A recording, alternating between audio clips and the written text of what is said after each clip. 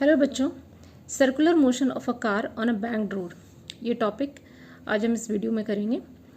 तो इस टॉपिक में हमें दो चीज़ें समझनी है कि पहले तो कि बैंक्ड रोड क्या है और उस रोड पे चलने वाला जो कार है उस पे क्या क्या फोर्स, किस तरह से इस पे फोर्स लगता है। तो बैंक्ड रोड सबसे पहले देखेंगे कि बैंक्ड रोड क्या है। Banking of a curved road, तो आपने देखा होगा कि इस तरह से जब भी कोई कर्व रोड होता है तो ज़्यादातर रोड में इस तरह से फ्लैट सरफेस होता है। सरफेस जो है बिल्कुल लेवल में होता है, फ्लैट होता है। इस तरह के रोड पे जब कार चलती है तो इसमें काफ़ी ज़्यादा फ्रिक्शन की वजह से इसके टायर काफ़ी ख़राब होते हैं। और यहाँ पे चलाना, इस तरह से कर्व टर्न लेना, यहाँ पे थोड़ा जो ड्राइवर होता है, जो उसमें बैठे होते हैं लोग, उनको भी मुश्किल होता होगा। आपने एक्सपीरियंस किया होगा कि इस तरह के कर्व जब जहाँ कहीं भी होता है तो आपको ऐसा लगेगा, एक्सपीरियंस आएगा कि आप एक तरफ से ऐसे झुक रहे हैं और वहाँ पे काफ़ी मुश्किल होता है ड्राइव करना। तो इस तरह का प्रॉब्लम को सॉल्व करने के लिए इसका जो सरफेस है, ये जो लेवल रोड है, इसको एक तरह से इंक्लाइंड कर दिया जाता है। जो बाहर का जो एज देख रहे हैं ये थोड़ा सा इंक्लाइंड कर दिया जाता है यहाँ पे। इस तरह से आप इस तरह के डायग्राम में आप देख सकते हैं, इस तरह एक इंक्लाइनेशन इस तरह से दे दिया जाता है। इसके बाहर वाला एज जो है उसको थोड़ा ऊंचा बनाया जाता है। तो कभी कभी सर्कस वगैरह में आपने देखा होगा, मौत का कुआं वगैरह पहले ऐसा चलता था, अभी पता नहीं वो सब गेम है या नहीं है। तो उस तरह उसमें भी इस तरह से स्लोप बना होता है बाहर के एज पे।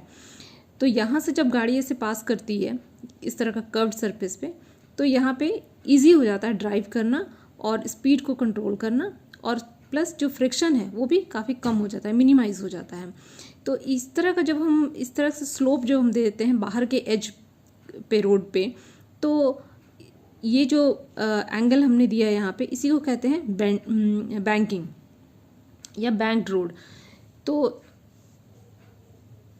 Banking of the curved road, अब जैसे कि इस टॉपिक में क्या लिखा है आप देख लेते हैं थोड़ा। A large amount of friction between the tires and the road produces considerable wear and tear of the tires. To avoid this, the curved road is given an inclination sloping upward toward the outer circumference. This reduces wearing out of the tire because the horizontal component of the normal reaction provide the necessary centripetal force. तो यहाँ पे वही है कि इस तरह से inclined कर दिया जाता है जब बाहर के एज को, तो उसको हम कहते हैं बैंकिंग ऑफ रोड। और इस सरफेस को अगर आप देखें, इस सरफेस का जो नॉर्मल रिएक्शन ये है, इस तरह से कार जब है तो mg जो है तो वो तो डाउनवर्ड लग रही है, तो नॉर्मल रिएक्शन ये है।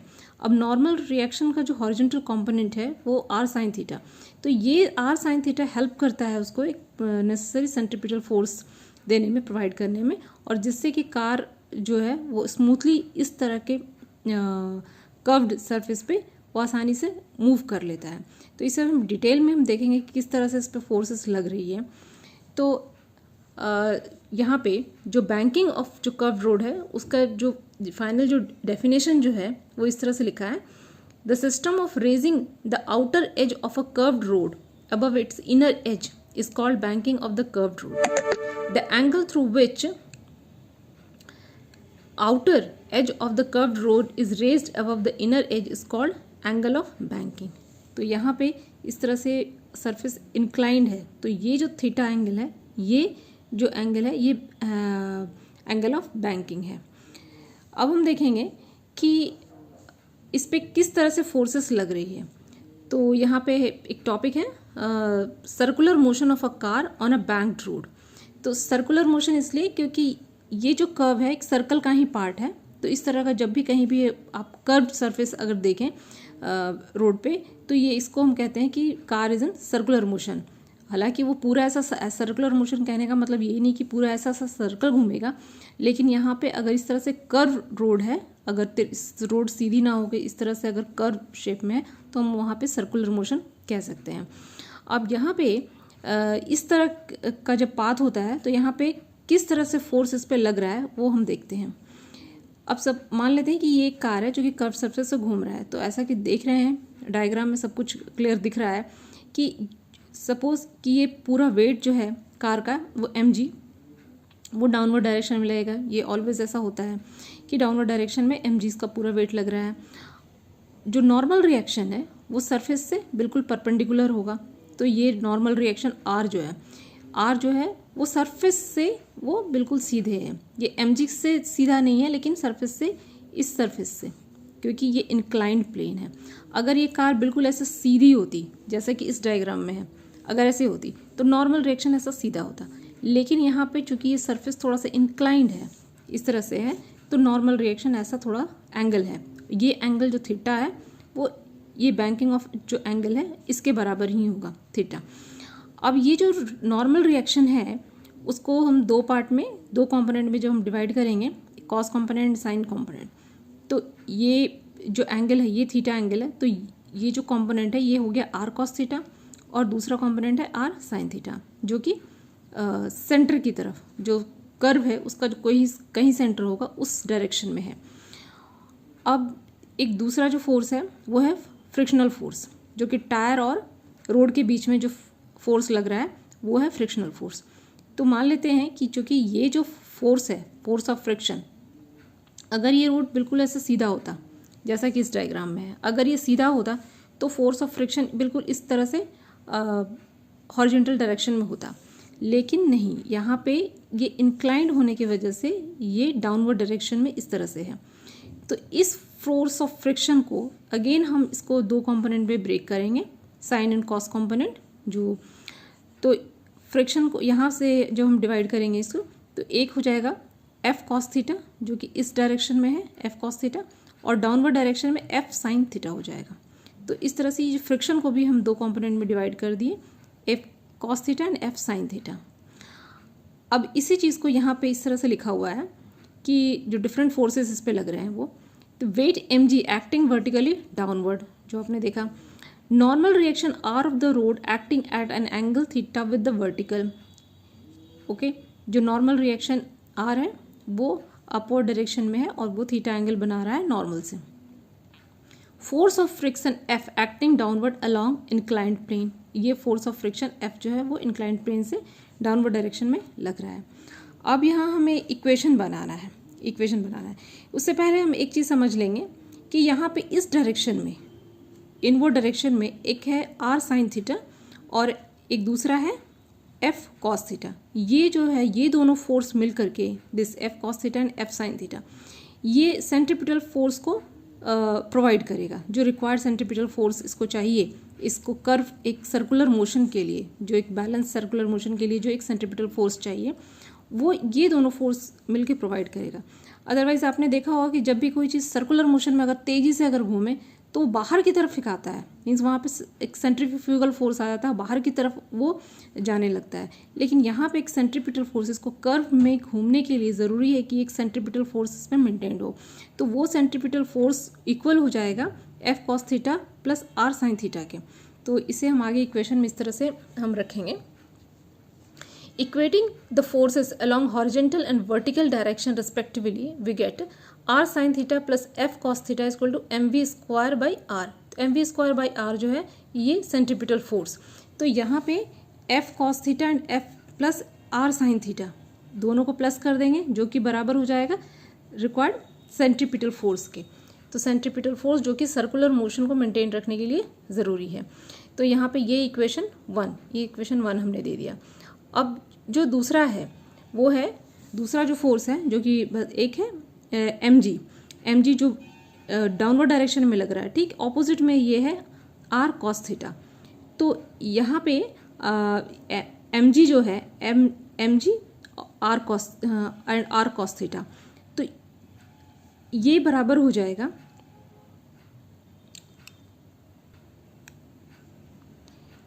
यहाँ पे mg and r cos theta है, दोनों इक्वल हो जाएंगे। लेकिन यहाँ पे जो फ्रिक्शन है, फ्रिक्शन का जो एक एडिशनल फोर्स और इसमें ऐड हो रहा है डाउनवर्ड डायरेक्शन में, है f साइन थीटा। तो f sine theta plus mg equals to r cos theta. इसको हम इक्वेशन में इस तरह से लिखेंगे, mg plus f sine theta equals to r cos theta, where f is mu r। Mu means frictional force जो है, ये कोफिशिएंट ऑफ फ्रिक्शन, म्यू जो है वो कोफिशिएंट ऑफ फ्रिक्शन है, जिसको कि f इक्वल्स टू हम लिखेंगे म्यू r जो है नॉर्मल रिएक्शन है। इस इक्वेशन को हम रीसेट करेंगे R cos theta minus F sine theta equals to M G, और इसे हम नाम दे देंगे इक्वेशन 2। तो ये इक्वेशन 1, दूसरा है इक्वेशन 2। अब ये दोनों इक्वेशन को dividing equation 1 by equation 2 we get, 1 को 2 से हम डिवाइड कर रहे हैं, तो यहाँ पे r sine theta plus f cos theta divided by are cos theta minus F sine theta equals to we square by are g. जब m v square by r divided by m g हुआ तो M cancel हो जाएगा और हमारे पास बचेगा V square by are G. तो इस तरह से हमारे पास ये एक इक्वेशन यहाँ पे बन जाता है। अब इस इक्वेशन को थोड़ा हमें मॉडिफाई करना पड़ेगा। मॉडिफाई करने की ज़रूरत इसलिए है क्योंकि हमें इस इक्वेशन से हमें v का वैल्यू चाहिए, हमें थीटा का वैल्यू, एंगल ऑफ इंक्लिनेशन जो है वो हमें फाइंड करना है। तो इस इक्वेशन को थोड़ा मॉडिफाई करने के लिए हम क्या करेंगे कि dividing numerator and denominator by LHS by of LHS by R cos theta we get. तो यहाँ न्यूमरेटर और डिनोमिनेटर को हमने डिवाइड कर दिया है आर कॉस थीटा से।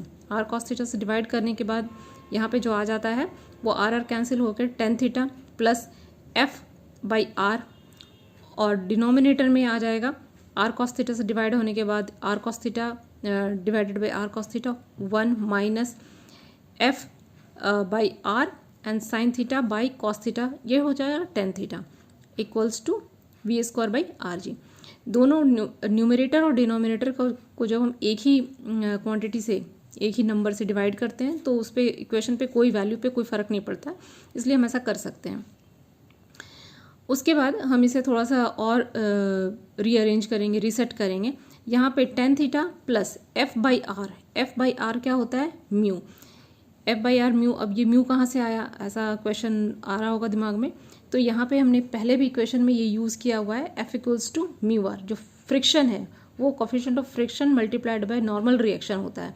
तो यहाँ से हम ये जो म्यू है वो निकाल सकते हैं, M U equals to F by R. तो एफ बाई आर यहाँ पे को हम लिख सकते हैं mu 1 minus again F by R को लिख सकते हैं म्यू और tan theta equals to we square by are G. अब यहाँ से हम निकालेंगे वी स्क्वायर, वी स्क्वायर के लिए हम इसको इक्वेशन को हम सेट कर देंगे। तो V square equals to R G को हम दूसरे साइड ले लेंगे, R G mu plus tan theta 1 minus mu tan theta. अब यहाँ पे हम v की वैल्यू हम इससे फाइंड कर सकते हैं, इसको अंडर रूट में ले लेंगे इस क्वांटिटी को, तो हमारे पास ये आ गया। अब इसमें ये तो v का वैल्यू निकल रहा है, लेकिन यहाँ पे थोड़ा हम थोड़ा सा एनालाइज करते हैं इस इक्वेशन को कि अगर स्पेशल केस क्या दिया हुआ है, when there is no friction, अगर कोई फ्रिक्शन नहीं हो, यहाँ पे ज़ीरो अगर हम पुट कर देते हैं म्यू की जगह पे, between when there is no friction between road and tires then mu equals to 0 so that safe limit of maximum speed is mu is equal to rg tan theta। तो यहाँ पे ये कैंसिल हो जाएगा और आ जाएगा v equals to under root R G only tan theta, R G tan theta. Angle of banking for theta for minimum wear and tear of the tyres is given by, यहाँ से हम निकाल देंगे tan theta की value again V square by are G.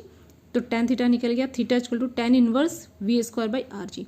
तो angle जो है, angle of banking, ये निकल के आ जा रहा है। तो इस तरह से हम जो इंक्लाइनेशन है रोड का, कितना इंक्लाइंड है, ये हम इस तरह से इक्वेशन से हम फाइंड कर सकते हैं। आई होप आपको ये इक्वेशन डेरिवेशन जो है वो क्लियर होगा। अभी के लिए इतना ही, थैंक यू।